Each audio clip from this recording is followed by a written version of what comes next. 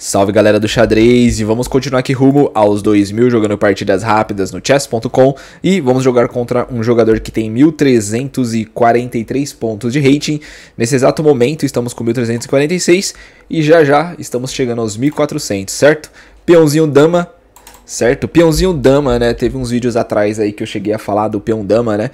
Então, pra mim, o peão dama não é algo que eu sou muito fã. Porém, não é uma coisa ruim, né? Eu dei a entender que peão-dama era algo ruim. Não é algo ruim, entende?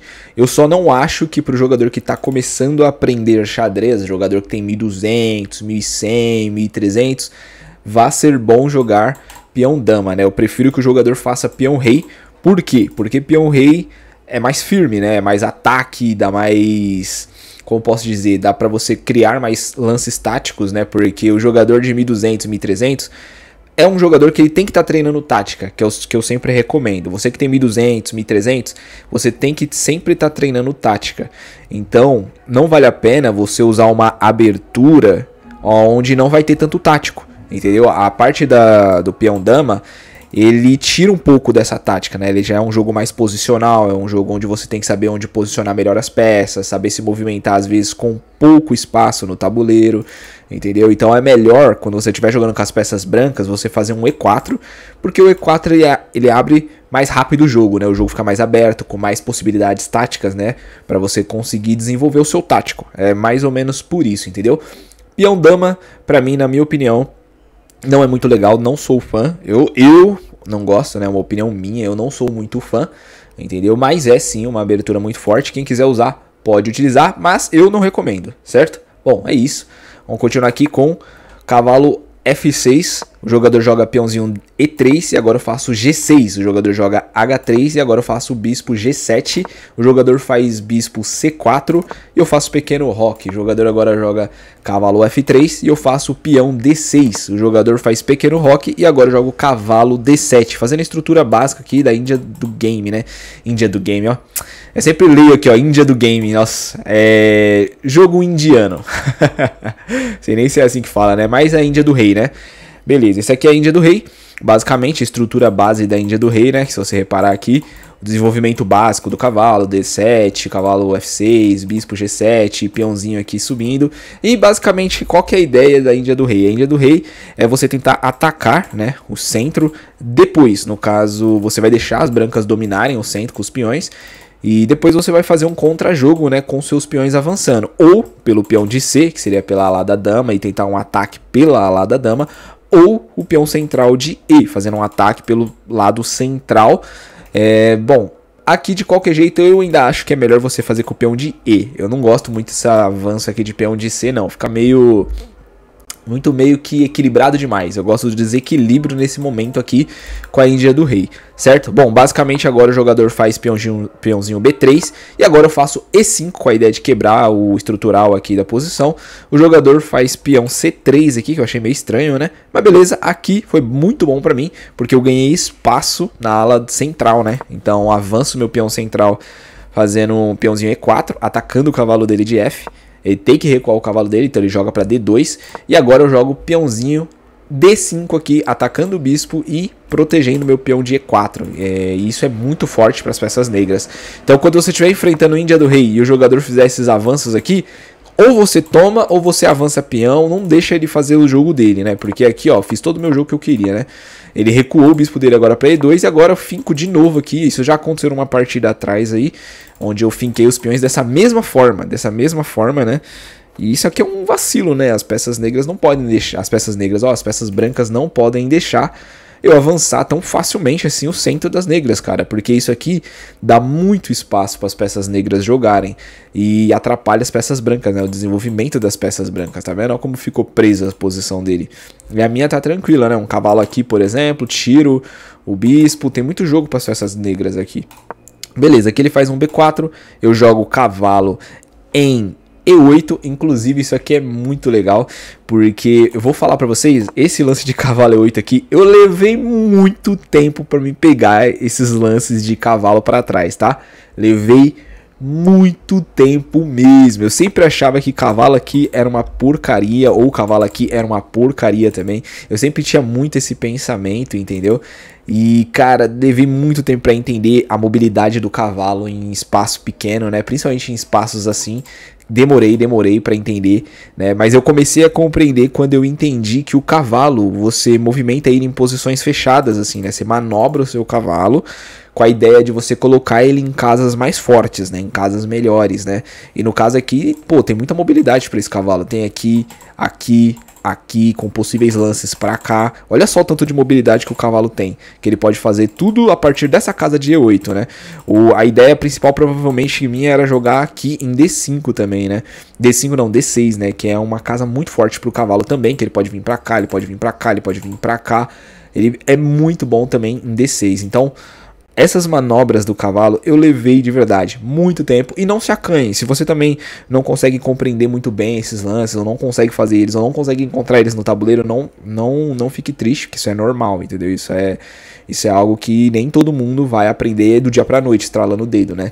Isso daí às vezes você demora um pouquinho pra pegar mesmo. Tem lances no xadrez que eu vou falar pra vocês, demora um pouquinho pra você pegar a visão dos lances, porque é normal mesmo, são lances que você tem que ter um entendimento aprofundado da posição, da partida, do jogo, do porquê você tá fazendo, então isso é normal, pode levar muito tempo, mas uma hora você vai entender certos lances, não tem como você não entender, a não ser que você seja só aquele jogador de blitz e só joga blitz, e aí é isso, aí você não vai entender mesmo, certo? Bom, aqui cavalo jogar D8, ele joga peãozinho B5, né, e aqui faço F5 aqui nessa posição, certo? O centro tá fechado aqui, lógico que ainda tem chances dele abrir o centro aqui, mas eu não me incomodo muito com isso, porque eu sinto que eu consigo proteger esse rei, mesmo se ele jogar um C4 aqui, tentando quebrar as linhas centrais, eu acho que ainda consigo proteger tranquilamente.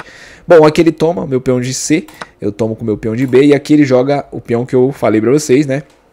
Que é o peão de C4, certo? Tentando quebrar a estrutura central. Bom, aqui eu volto o meu cavalo, né? Jogo o meu cavalo pra F6, né? Não foi voltar, né? Foi o outro cavalo, na verdade, né? Bom, aqui ele toma.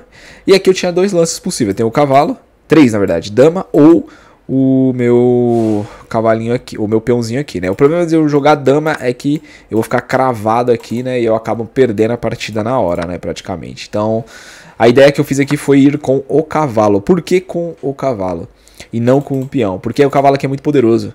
Esse cavalo aqui ele é muito bom. Por exemplo, se ele tirar o cavalo pra cá, cai o cavalo. Mas vamos supor que a dama dele estivesse aqui, certo? Aqui eu já imagino que ele quer jogar cavalo aqui pra tentar trocar os cavalos. Ou até mesmo pegar o peãozinho aqui, né? Então eu iria proteger, ele jogaria o outro cavalo. Aí aqui eu jogaria o outro cavalo aqui. Então se ele tomar, eu tomo com o cavalo aqui, tá tudo certo. E esse cavalo fica muito forte, né? Muito difícil tirar esse cavalo daí. Ele se torna um cavalo de ataque muito forte aqui na posição, né? Óbvio que eu vou ter um problema dele ter esse peão aqui para poder concentrar suas forças de ataque nesse peão, porém, eu acho que é válido esse cavalo aqui, ele é muito bom, certo? Bom, mas não foi assim que desenrolou a partida, né? Depois que eu joguei cavalo toma, ele jogou bispo na posição cravando o meu cavalo aqui. E basicamente eu simplesmente joguei meu bispo ali para proteger, bispo E6. Ele jogou o bispo dele atacando a minha torre, né?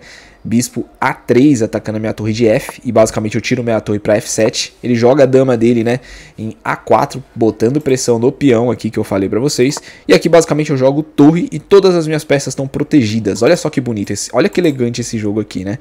Tudo protegido, tudo bonitinho, eu consigo proteger os dois peões, tá bem protegido o cavalo, a posição tá bem fechada. E os ataques aqui ao meu rei, esquece, não vai ter aquilo que eu falei pra vocês, eu consigo proteger bem essa posição. Monstro na defesa, meus queridos, monstro na defesa, meus queridos. Aquilo que eu sempre falo pra vocês, seja um monstro defensivo, seja um demônio da defesa. Não deixa ninguém destruir sua defesa.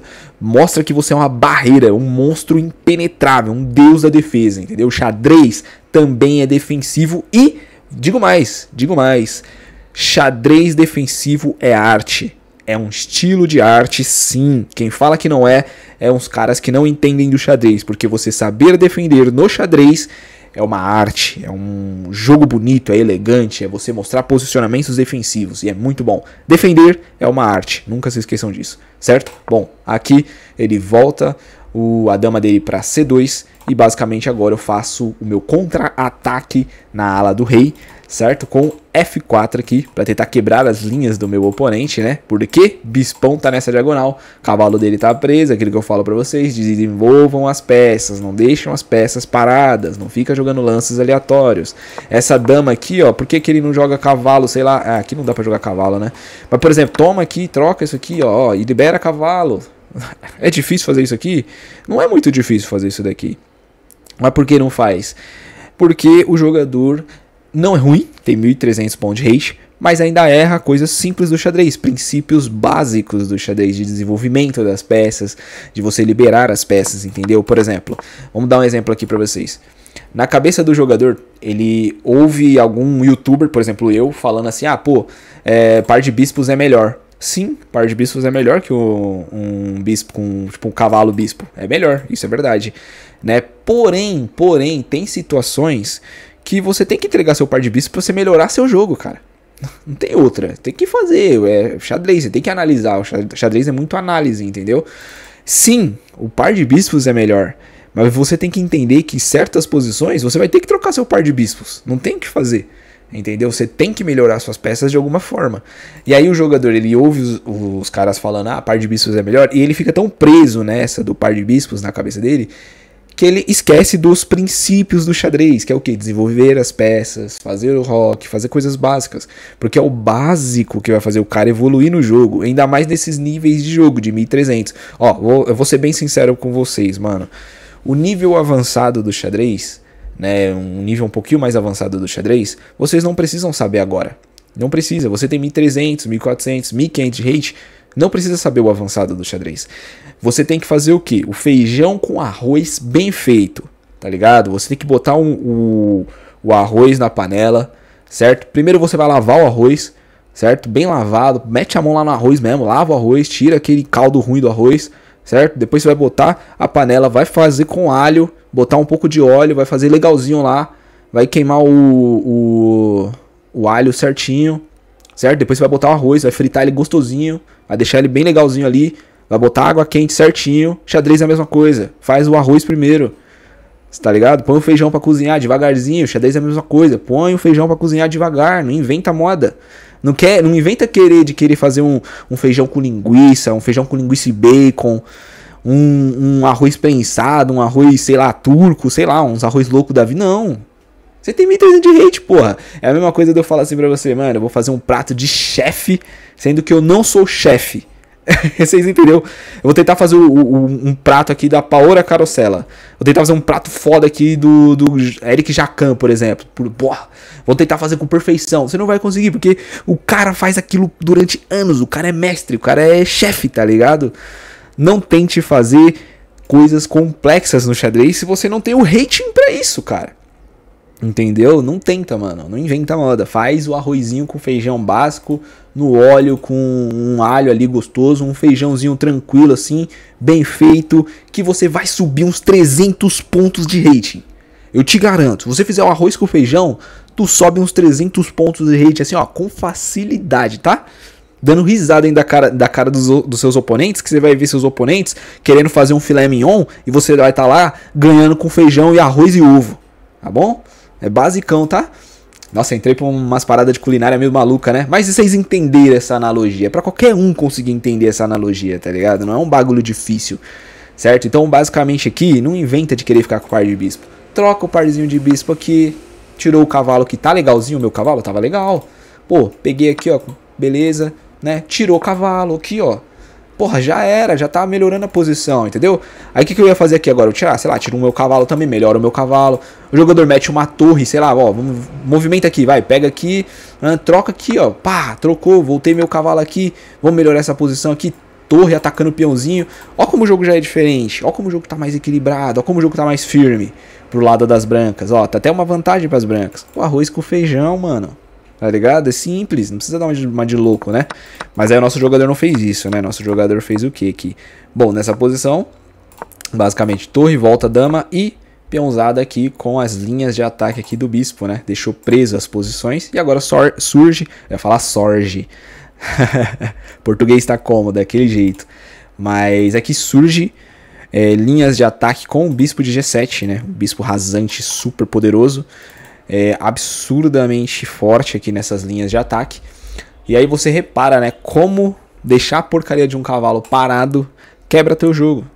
Surge linhas de tático para as negras aqui muito bizarras, né? Como o peão toma, entradas aqui muito forte com o bispo, né? Atacando tudo, descobertas do meu bispo, do meu cavalo atacando o cavalo dele com o peãozinho caindo aqui com a dama. É bizarro, né? Surge um monte de tático, né? Então o jogador toma sem ver, e o jogador ainda não viu o meu bispo aqui, ó. Ele esqueceu do meu bispo rasante ali, né? Então ele toma o peão e aí ele leva na cara um bispo ali em D4, atacando a torre, atacando o rei adversário, né? Quebrando posições, quebrando linhas aqui, né? Então, aqui as vantagens para as negras já começam a aparecer. Vocês podem ver lá 1.2 de vantagem, né? Já é muita coisa aqui, certo? E basicamente ele pega um peãozinho meu, mas cai a torre inteira dele lá embaixo, né? E aqui a posição começa a desmoronar demais aqui para ele, né? Inclusive, olha que delícia. Às vezes o xadrez tem muita coisa dessa de ter uma certa sorte. Por incrível que pareça, xadrez tem um leve fator sorte, mas não é sempre, entendeu? Por exemplo, esse cavalo aqui, que tá ruim, ele não tá bom, que a ideia era movimentar o cavalo, não deu tempo de eu fazer isso, né? Porém, esse cavalo aqui, 8, ele se tornou muito poderoso. Por quê? Porque ele se tornou muito defensivo. Ele defende os pulos desse cavalo para duplo aqui, né? Porque esse cavalo estaria protegido pelo bispo dele. Então, esse cavalo, ele se tornou uma peça muito importante para minha defesa, né? E isso é uma coisa muito louca, né? Às vezes, xadrez, você só tem que agradecer que a sua peça tá ali naquele momento, às vezes, entendeu? É bizarro. Porque às vezes você não consegue calcular tanto, é muito mais na frente, né, o cálculo, né? E às vezes você também não conta com o erro do seu adversário, né? Que é aquele erro do peãozinho tomar, cair peão central, depois cair. Você não conta com esses erros, né? Você espera que o seu oponente vai enxergar esses táticos, né? E aí quando ele não enxerga e você consegue pegar uma peça grande, você vai ver do nada o cara também tá te dando um duplo. Porém, do nada tem uma peça nada a ver protegendo, né? É xadrez. Simplesmente xadrez. Xadrez não é poker, viu? Xadrez não é poker. mas tem sim um certo fator sorte. Mas é muito baixo o fator sorte do xadrez. É muito baixo. Certo? Bom, nessa posição ele joga bispo ali pra tentar trocar os bispos em B2. Eu aceito a troca tranquilamente. Ele vem com a dama. E aqui eu simplesmente libero o meu cavalo com a ideia de trocar o cavalo aqui nessa posição. Inclusive ele não pode jogar aqui se for o que você pensou, né? O cavalo tá protegendo, certo? E também, né, torre, dama, tá, ixi, não tem o que fazer, certo? Aqui ele troca cavalo, tudo que eu quero, trocar as peças, né? Eu aceito essa tomada, ele joga a torre para tentar cravar o meu cavalo, mas tá tranquilo, o peãozinho protege. E basicamente agora dama F4 ameaçando entradas aqui, se ele moscar, certo? Aqui ele troca, ah, que delícia, o cara esse cara foi uma mãe. Vamos ser bem sinceros, foi uma mãe pra mim aqui, de verdade. Bispo tomado em D5, bispo toma em D5 e agora ele faz peãozinho F3 e basicamente agora eu jogo dama G5, ele joga cavalo em D2 e agora eu tomo ali, né, fazendo aqueles táticos básicos aqui. E nesta posição eu vou jogar um pouquinho mais rápido, né, para não enrolar a partida, né. Basicamente aqui as tomadas de decisão são muito simples, não tem muito o que dizer, certo? E aqui torre F8 e basicamente ele desce aqui e aqui eu tenho que tomar cuidado, porque eu posso levar checkmate aqui, por incrível que pareça, tá? Cheque aqui seria checkmate na hora, né? Um chequezinho aqui, depois dama vem, né? E daria mate nessa posição. Porém aqui não tem mais o que fazer, ele vai levar muitos cheques a ponto de perder a partida e mate aqui para as peças negras com muita tranquilidade. Esse jogo eu tive que pensar um pouco, né? 3 minutos, porém, né? Vitória, que é o que realmente é válido aqui nesta partida, muito bom. E o legal aqui é para mostrar o poder defensivo, né? Vamos voltar aqui para esta posição para vocês verem, né? Que delícia de posição. Aqui de defesa, que é maravilhoso isso aqui. Essa defesa aqui é bizarra, né? Que você defende, acaba defendendo toda a posição do jogo, protegendo o rei de uma forma magnífica, sem avançar as peças que nem maluco lá na frente, esperando o erro das peças brancas. É magnífico, é magnífico. E isso aqui é uma arte, mano. Eu sempre falo isso aqui, eu sempre falo que a defesa é uma arte, né? Inclusive tem um livro de xadrez grandão, tem umas, acho que deve ter umas 800, 900 páginas, que é só defesa de xadrez. Eu não me lembro o nome, acho que era Defense Chess, alguma parada assim. Defense Modern Chess, alguma parada assim, né? Um livro que só mostra defesas no xadrez, né? Você aprende a defender como se você fosse, sei lá, um boss da defesa, sabe? Um chefão da defesa, né? Ele pega posições de ataque e você tem que estar defendendo essas posições de ataque, né? E são posições muito difíceis de você encontrar defesa. Eu não li esse livro ainda, eu tenho muita vontade de pegar esse livro pra ler, porque eu olho assim pro meu jogo defensivo, eu sinto que ele é muito forte. Imagina então se eu começasse a dar umas paginadas nesse livro, né, de xadrez, eu acho que eu ia ter uma defesa ainda mais bizarra, ainda mais sólida. E é isso, cara. É isso, simplesmente xadrez, certo? Espero que você tenha gostado desse vídeo, né? Espero que você tenha brisado aí com as loucuras aqui, certo? Tamo junto aí, vamos para o próximo vídeo, dá aquele like para fortalecer, é nóis.